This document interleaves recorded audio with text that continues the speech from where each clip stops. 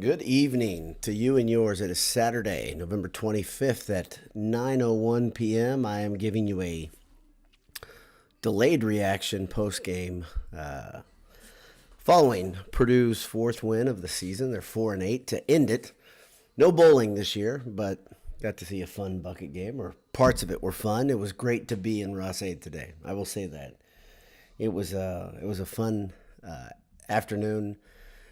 Had a mini BS summit, which is always great to see my pals. I got to see the next generation as well, which is great. Jay's Jay's son Jack was in town. It was awesome. Anish was there with his brother. I was there with my family. Man, it's a good day. Good day. And before I dig into everything too much, I just want to say a note because I've gone on Twitter. I tried to scan over things. I tried to stay off Twitter today and just kind of enjoy everything for what it was, because the game didn't have the type of fireworks that you'd love to, especially for what, three-quarters of the game, that you love to talk about. Kind of some bad plays. There's some good stuff on defense. You got to see Dylan Thieneman have 2 interceptions in the first half. Got to see Cam Allen pull down a nearly impossible interception. Nick Scorton and Kieran Jenkins were both solid at times, but Purdue allowed IU to move the ball a little bit too early. Couldn't move the ball a lot on offense for much of a lot of the first half, especially. But I got on Twitter and I'm amazed. There aren't a lot of them, okay, but there are a lot of people that I think they're just unhappy people, and they're gloating that they didn't watch and they didn't go to the game. And if you're one of those people and you happen to tune in right now, I'm sorry you're upset and life sucks and you feel like that's a way to propel yourself and make yourself feel better on social media. It doesn't make any damn sense. And you lose out on this, by the way. It was a great afternoon. If you love college football, it wasn't the best college football game. But here's the deal. If you love college football and you're a Boilermaker, Purdue winning the bucket game is fun. Being in Ross-Ade when it's nearly full is fun. Being in any college football stadium in the fall, almost any of them, is a damn good time. And so I don't understand why people would brag about such a thing. I just don't get it. That's how you get off. Whatever. I'm going to talk about my thoughts on the game and the things that I saw. But before I do it, let me thank our pals at Home Field Apparel. Head over to homefieldapparel.com. Pick up a sweatshirt, a t-shirt, whatever you'd like. They've got a whole bunch of cool stuff. Black Friday. Enter Black Friday for 20% off until, I think, tomorrow morning. I think. I'm not positive when that ends. Sorry. I'm not great on the ad copy. But after that, if that doesn't work, you can fall back on the 15% off you'll get if you enter Boiled 23. That's a pretty good deal too. And they have great stuff. Literally, I was talking about Home Field and their gear with my friends while we were sitting around the table at AJ's after the game. If you follow us on Twitter, you'll see it legit. It's legit. It happened. Our pal Adam hooked us up. Absolutely. We had a nice reserved table in the corner. We had some great conversations with people around us. Everybody was happy. Place was bumping.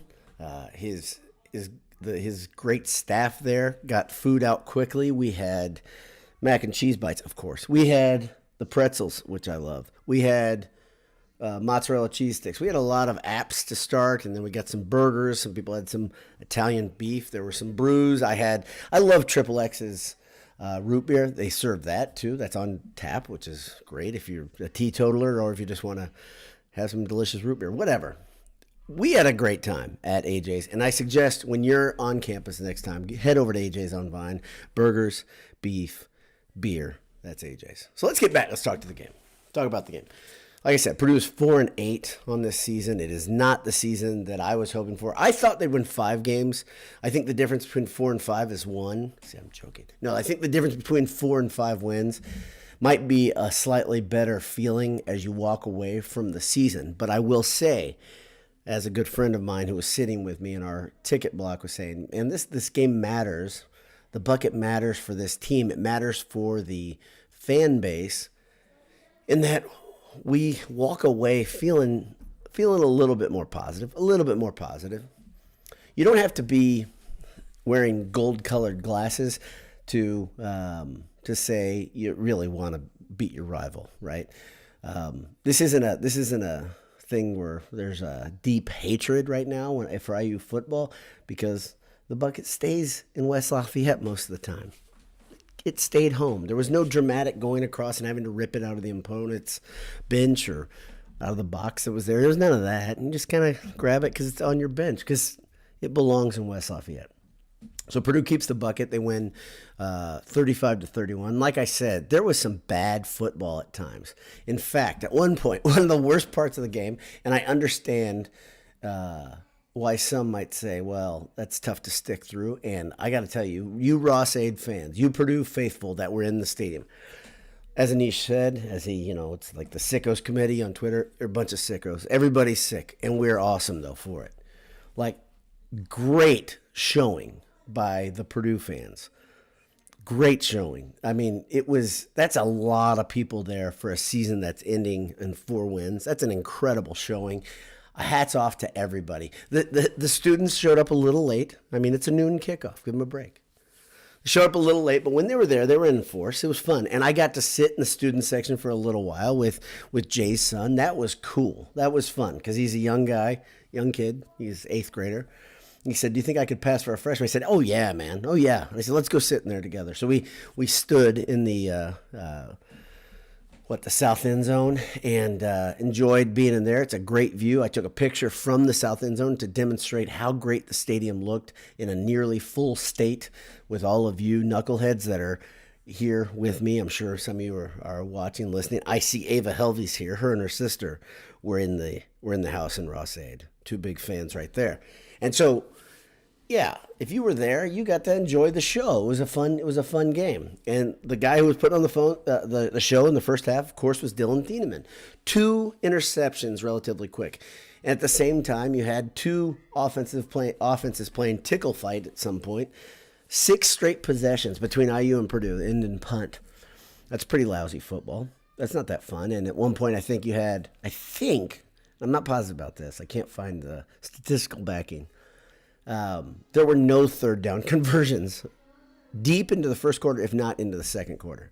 Things started going a little bit for IU. They started figuring some things out. But what it really felt like more than anything was Purdue was not taking advantage of good situations. They were not playing complementary football. The offense was not with the defense. It was frustrating to watch. The same problems that the offense has had for many times this season with uninventive, lousy, let's just call it lousy play calling. It was absolutely on display for a big chunk of that game. But there were also 2 or 3 play calls by Graham Harrell that were brilliant, flat out brilliant stuff. I think it's the beginning of the 4th quarter, into third quarter. Purdue has a 4th down and about a foot. This has been, I don't know if you've paid attention to this, but getting short yardage, needing the 1st down, 3rd and short, 4th and short, 3rd and goal, 4th and goal, all season has been a thorn in Graham Harrell's offensive side.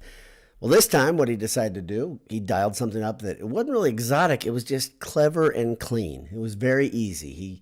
You fake the run up into the line with Hud Card, just ducking down on the line, make it look like he's going to try to get behind the line and get pushed in.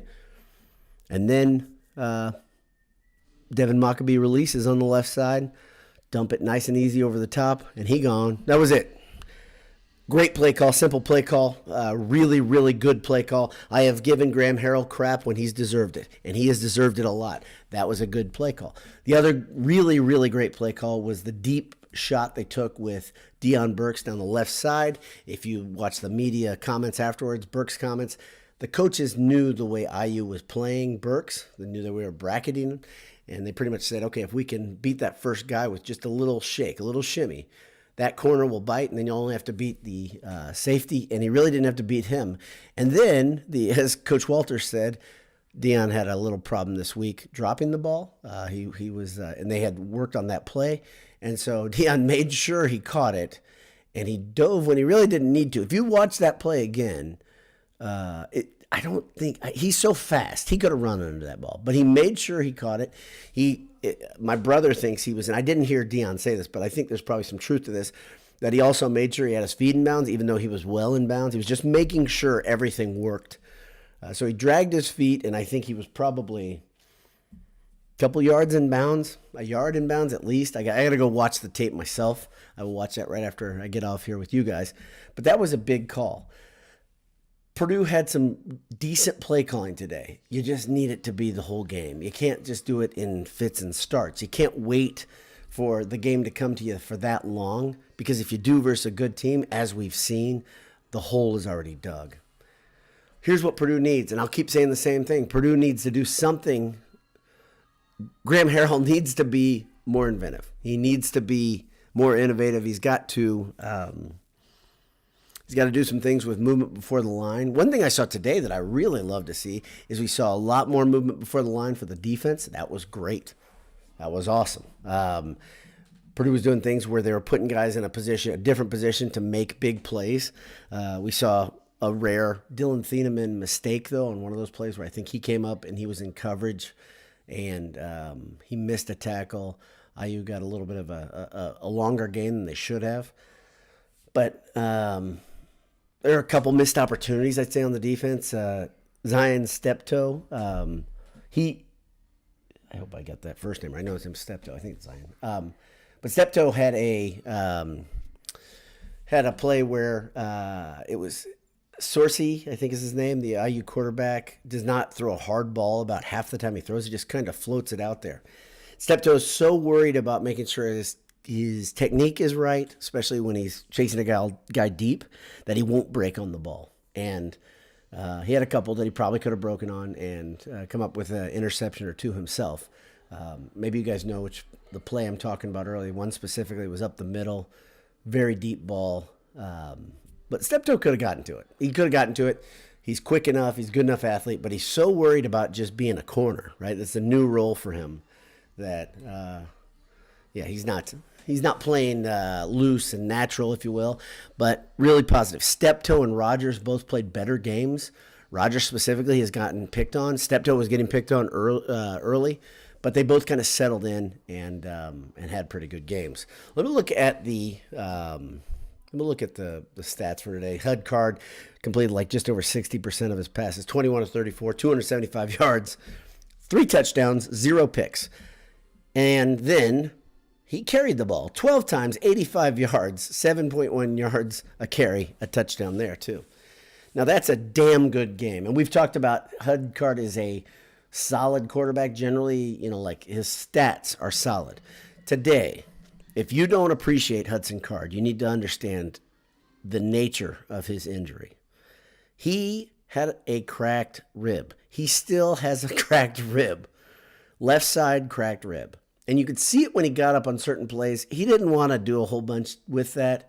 Walter says after the game, when you talk to Hudson after he comes off the field, they'll say, "How you feeling?" He says, "I'm fine." He doesn't want to talk about it. He just wants to get back in there and play. But a cracked rib, it's no joke. He was getting hit a lot. He was still calling his own number. You could tell at times he didn't really want to do that, but he was still doing it. And man, he is elusive. He had a couple plays in the fourth quarter that kept drives going that were just incredible. He's done this a couple times this year where they're pretty eye-popping. And if you didn't really gather what he was doing, I would highly suggest go back, watch some highlights of this, and watch a longer highlight. I always say I don't have any affiliation with the Matt Loves Ball feed on YouTube, but it is a great follow because the games, the highlights are posted almost immediately after game's over. My son says it's some algorithm. The guy's figured some things out, which is awesome. But it is a great watch. You can watch the entire game in 30 minutes. And it's pretty much everything you need to see if you're you just want to watch the good stuff and the bad stuff. It's all you'll need to see. But if you want to go back and watch it on DVR, you're more than welcome. But it's a great feed. So Hudson Card, awesome. Running the ball, awesome. Passing the ball. Also, Tyrone Tracy and Devin Mockabee, they had some really good plays. They weren't given a whole bunch of time. I don't think it was the best game for the offensive line from a run blocking standpoint. They didn't make the space that I thought they would versus IU. IU was tough, especially in the first half. They were penetrating. They were getting in Purdue's backfield all day. But Tyrone Tracy, though, in the second half, his patience really paid off, and his style of running, the way he waits for something to open and then he attacks fast, very beneficial. He had 11 rushes, 48 yards, 4.5 yards a carry. Like I said, Maccabee 18 for 42. Even Downing had a good run late. Very good to see. Downing played well on special teams. He played with a little bit of agitation and aggression, if you watch that. Love seeing it. You saw some new faces on the receiving side. We saw Jaron Tibbs. Again, I think that's his second or third game where he's had a catch. He had 3 catches. He's the kid out of Cathedral. I went to Cathedral, so that has my attention whenever Purdue gets a guy from Cathedral. I'm not a big Cathedral fan, but it's nice to see a kid from Cathedral there. Maccabee, of course, had that long single 38-yard touchdown. George Byrne, I think is the way they pronounce it, spelled Burhan. But he's a tight end, kind of I think he's number 81, I believe, if I remember correctly. But he's a lean tight end right now. He's a great athlete. He's good in the open field. He catches a lot. He didn't play hardly at all this season, but he had 5 receptions, 74 yards. 15 yards reception with a touchdown. And he's just a good athlete. And he's going to be fun. He's going to put on a couple pounds this offseason, and he's going to be a really, really good weapon for Card and company next year. On the bad side, the negative side, Garrett Miller left on a cart. I think it was his other knee, not his surgically repaired. I think his right knee was the one that had the girder brace on coming in from the old injury, and I think he hurt his left.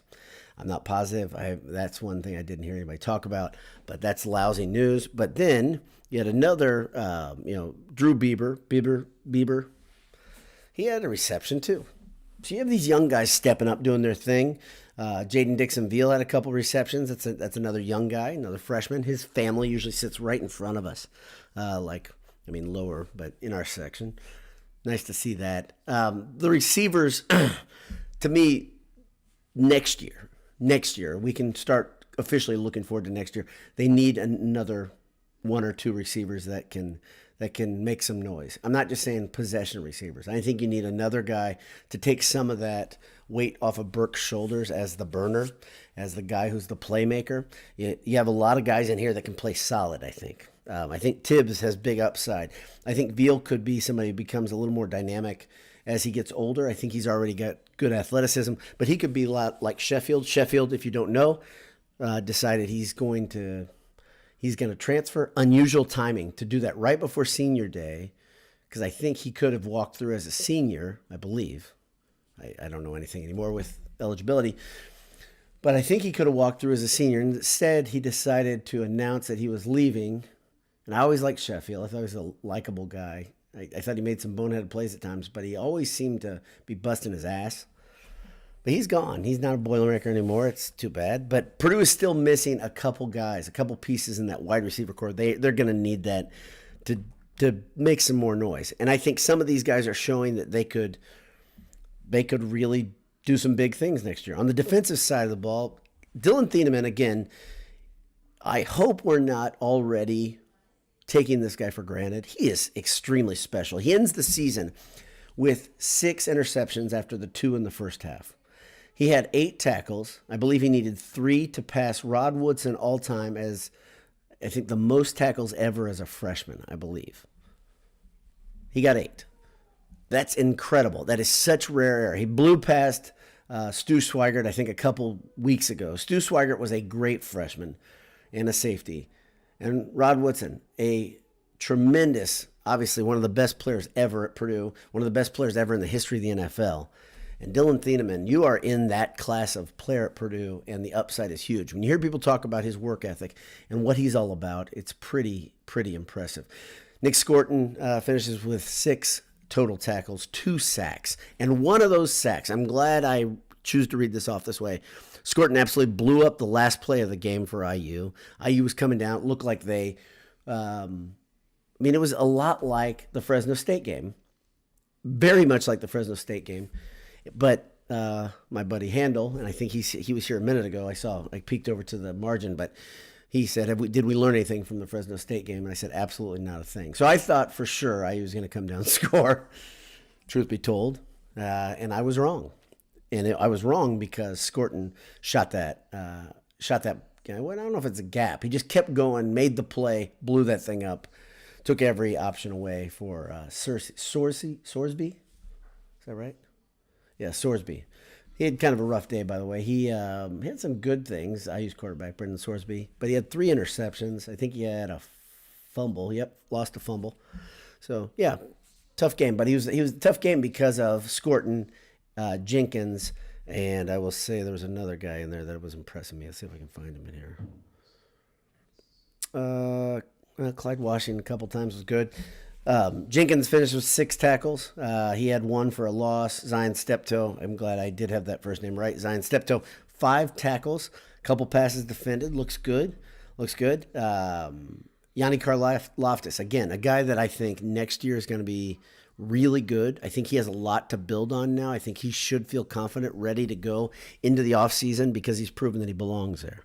I'm excited to see him with a couple extra pounds on him, a little stronger.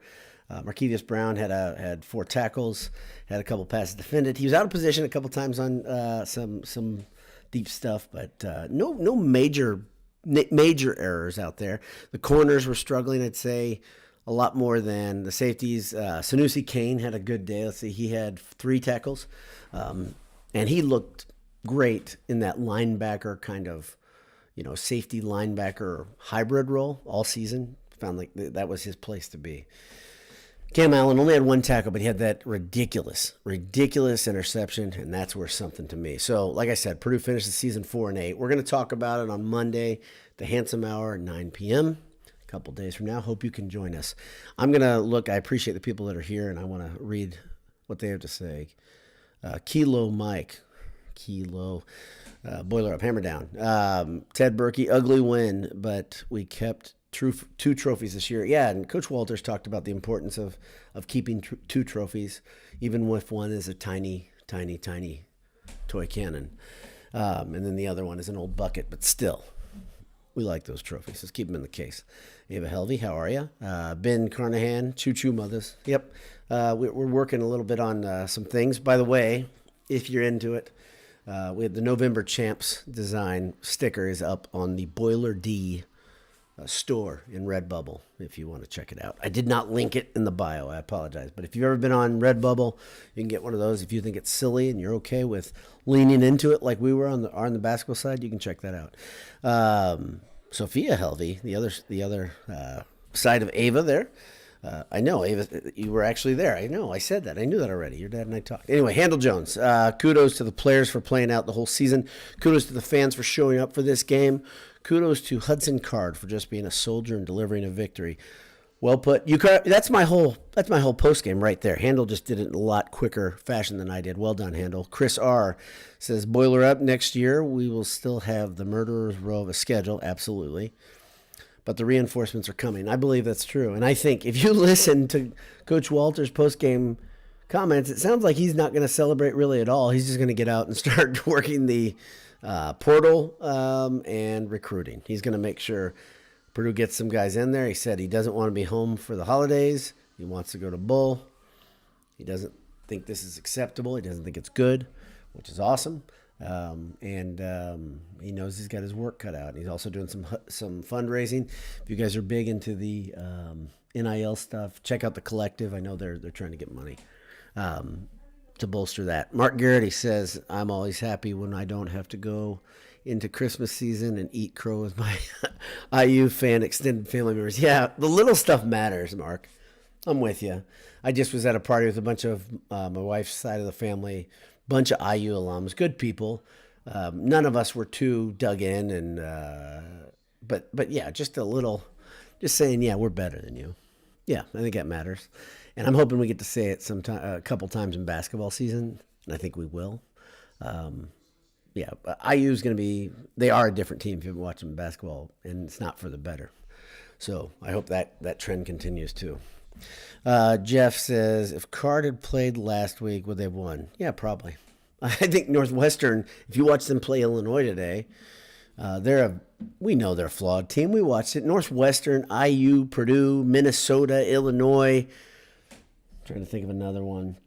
There's a Michigan State. There are a lot of teams in the Big Ten that just aren't very good this year, right? They're all kind of, they're not dumpster fires, right? That's the thing. They're not. They're just not very good. They're kind of middling good. And so they can all kind of beat up on each other. But Northwestern, you know what they did? They made plays when they needed to. They played some inspired football for like 2-3 weeks where they beat some teams that you said, no way they can beat them. But they did it. Yeah, Purdue probably should have beaten Northwestern. I think Purdue still, in hindsight, probably should have beaten Iowa. Like when I look back, and I know Iowa's record's good. I'm just saying, when I look at those two games, and there's another one I'm missing. Oh, well, Fresno State maybe could have beaten Fresno State, right? I mean, like there's a couple games like that this year. I'm not going to say that Purdue's a 7-win team because of that. No, they're a 4-win team. They're exactly what they ended up. But there are probably some teams that they should have won, could have won, they didn't. Doesn't matter. Couldn't execute when they needed to. Ted Berkey again says, Card was heroic today since he won with a bad rib. Yeah, incredible. If you think about what he was working with, and you said the receivers as well, that's a bandage group together. They had tight ends playing wide receivers, and that's a tough thing to ask a guy to do. I think IU ran the RPO much better than Card did. I think Card will get better at that. I think Sorsby. Sorry. I think he's a freshman or sophomore. I think he's young. So he played it pretty well. I mean, but it's the thing my brother said years ago, and I think it's a brilliant adage that young teams tend to stay young, or bad teams tend to stay young. Good teams seem like, oh my gosh, that guy's still here, right? I mean, we can definitely relate in basketball. And we can relate if you don't have to go too far back in football where you're like, guys like Rondale Moore, right away when they get on the field, you're like, crap, he's a freshman. And then he's there for a couple years. Too bad that career was short. George Karlaftis' career was short. David Bell's career was short. Those things frustrate me because I'm like, dang, man, I want them in Purdue uniforms as long as I can because those Saturdays are fun, right? So I'm looking forward to hopefully Thieneman. Hopefully he is every bit of the player next year, if not takes that next step. That's a guy that he and Scorton, and I don't know, Jenkins I think can come back, but I don't know. I think some people think he has some pretty high NFL upside. But man, there's some guys that I'm like, man, I want to see these guys for a while. So then there's some other guys you like Yassine. Do you think we've seen the last down of Yassine as a football player in Purdue? I kind of feel like we have. I hope not. Just because he was so solid for that 2-3 games where he was healthy, but the recurring issues he's got, I hope they can do something, alleviate the pain. I think it's in his knees, I believe. Maybe you guys can tell me in the comments. Let's see. Motor Center Boiler, BTFU. Yep. Ron Gable, who was in my seating block. Incredible crowd today. He was part of it. Deserves a little tip of the cap for that. Adam, Purdue class of 95, kept thinking of your special teams coaching concerns all game. Yeah. Hey, coach, hire a special teams coordinator. Oh, my gosh. How much of a difference did that make today? And we talked about this over an early dinner, the Boiled Sports crew did. If you have a special teams coordinator, maybe you don't get that stupid 5-yard penalty. Was that in the third or fourth? I think it's third quarter. On the other side of the field, you're not going to block the damn punt. Just wait till the ball moves. I mean, this stuff's basic stuff, but let's get a special teams coordinator in it. Virginia Tech with Frank Beamer as the head coach made absolute hay because they had special teams that were good. Special teams matter. They shouldn't be discounted. And the fact that Purdue doesn't have a coordinator over there, like I said, let's go get Dino Babers, hire him as a consultant or whatever, and maybe he can just whip the special teams into shape, and maybe you can say, what do you want, Dino? What type of job do you want? Do you want to go out and recruit? Do you still feel like that's what you want to do? Do you want to take it easy? Do you want to be more of a contractor type of role? What do you want? But let's see if we can get him in a role where he can really train up some of these guys. He is a good veteran coach. I'm a big fan of Dino Babers. I'd love to see Dino Babers back at Purdue. I'd love to see a special teams coordinator. That, to me, should be the first hire that Coach Walters makes. Again, gosh, I mean, 2 field goals I think were missed early in the game. The punting game is a mess. I mean, I love the punter. I think he's a great guy. I think he's entertaining guy. Seems like a nice person. But he averaged 38 yards a punt. I mean, somebody can bang that ball. And if you want to bring him in for placement, fine. I think he's got another year or two of eligibility if he wants to. He's going to be old by the time he graduates, by the way. But need a special teams coordinator. Okay. David Budnick says, who can we lose to the portal? Who can we lose to the portal? What do you mean? Who can we afford to lose to the portal? I don't know. I'd rather not lose anybody. We already got Sheffield. He's gone. So there will be guys that leave. There always are in every program. That's the nature of college sports right now. But who can we afford to lose? I don't know. I don't want to. If I could think about, maybe we'll talk about that on the Handsome Hour. I'm going to say the Hudson Hour. It's great. On the Handsome Hour a little bit. Let's see. Andy in Colorado says, cracked ribs hurts for weeks and weeks. Yeah, it's horrible. You're right, Andy. It's awful. Can you imagine trying to throw a football with that twisting motion or trying to avoid a defensive end trying to kill you? It's incredible. Incredible. What Card did today, it's a tough thing to overbuild the bravery or whatever, the macho factor. Because I mean, what these guys are doing every week is pretty crazy, right? You got dudes coming after you that are huge and they don't like you and they want to hit you hard, right? Next part is when you're injured. That's pretty amazing. Robert Marv years ago had one of the most heroic games. I think it was the bucket, right? Tell me if I'm wrong. Running around on a bum ACL. I think he did it for 2 games, if I remember correctly. Maybe 3. Maybe 3 games. Ridiculous, right? We've seen a couple of these things. That's wild. But Hudson Card, he should be right up there with Marv in that way. That's tough. That is a tough. Wow. I just saw, by the way, if you guys didn't watch the Louisville and Kentucky game, Jack Plummer ended that game with an interception in the end zone. Ex-Purdue quarterback. Snack time. That's what we call him right here. Jack the Snack. Ended with an interception in the end zone. So let's see. Adam, Purdue class 95 again, says young tight ends were fun to watch overall. I'm looking forward to the next season with new recruits coming in. There's going to be a lot of youth around. Hopefully they're youth that can be impactful. It's asking a lot for a freshman to come in and be Dylan Thieneman. In fact, it's really a much more normal thing to have a guy be like Yanni Karloftis, where it takes a year or 2 years, right? To get to the point where you're like, yeah, I'm ready for the field, especially if you're in one of those positions where you're in the trenches, you're dealing with the garbage. Nick Scorton is a guy that I think that was a good freshman campaign he had last year, but it wasn't instant impact. It wasn't like right away you're like, wow, who's that guy? Will Helt this year, number 15, freshman defensive end. That's a good freshman campaign, what he had this year. That's pretty good. Zion Steptoe's a redshirt freshman, pretty good. He found a role. I think he would love to stay on the wide receiver end, but they needed him on the defensive backside. But those guys making impact all over the field. I'm trying to think of another. These tight ends having a couple games, the last couple games, doing some things. It's good. Good to see. John Byer says, ankle, I think. Okay, ankle, I think. Came in with a boot in the second half, and I believe you're talking about Garrett Miller. Thank you. I couldn't see from the stands. I know they brought that big air cast thing in where they immobilize I immobilized the leg, and guys, were gathering around him. Ankle is okay, and I think Miller at least has 1 more year. He can come back to Purdue if he wants to.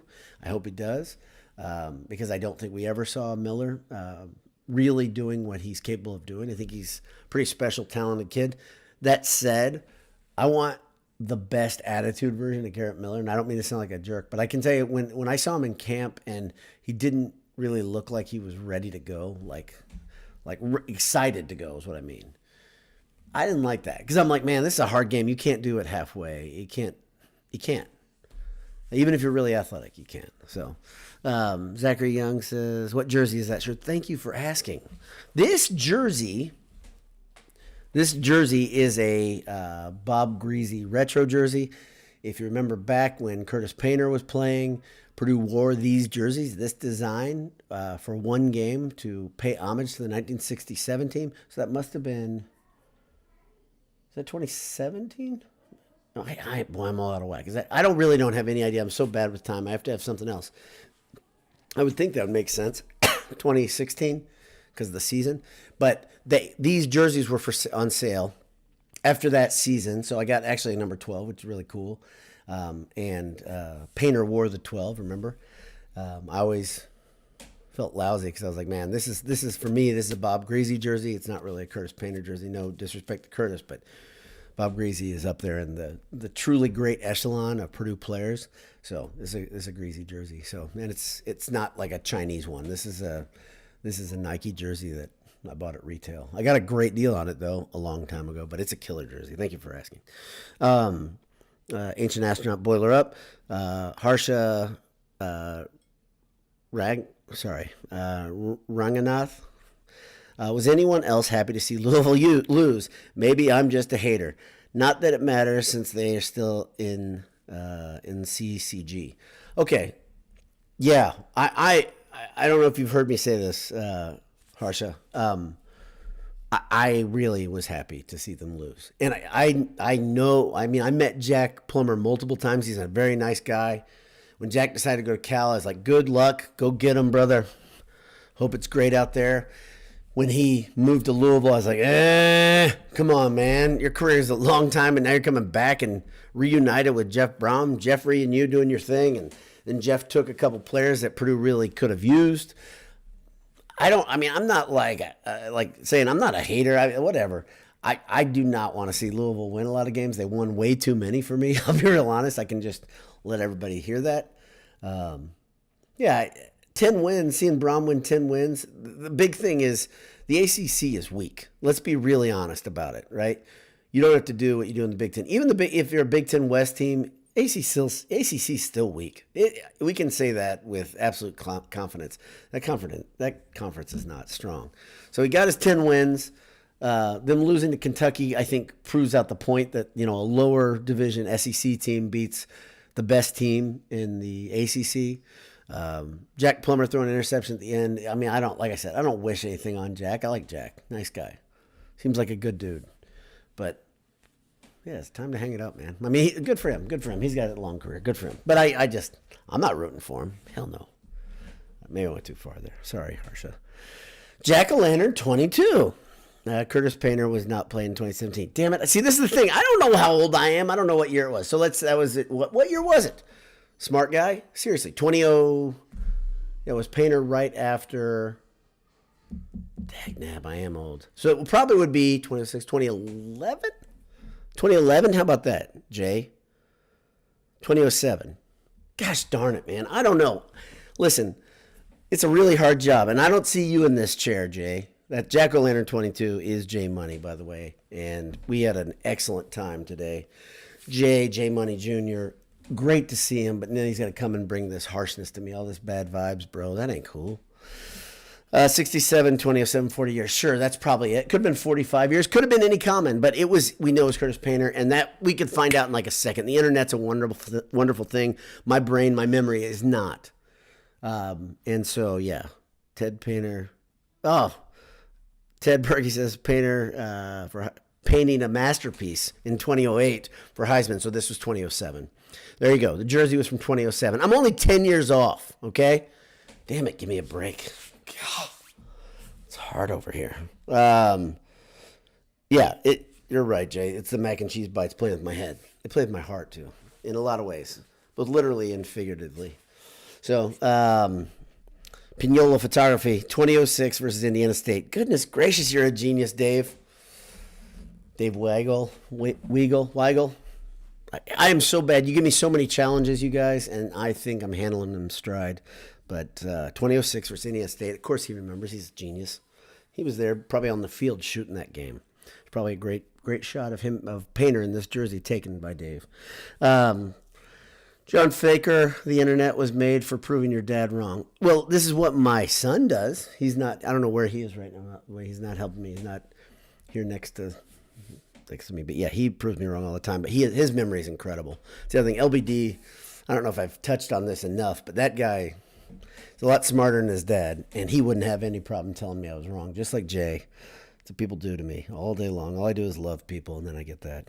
Finally, Andy in Colorado says Curtis Painter backed up Peyton Manning in the year the Colts started 14-0. Yeah, so yeah, this all becomes really a lot very obvious that I was a decade off when you guys start saying things like that. So, one quick note. If you like not this glass, because these are gone, but if you like the aluminum insulated mugs from Boiled Sports, Jay has found a special stash. I think there's another 15 of them, something like that.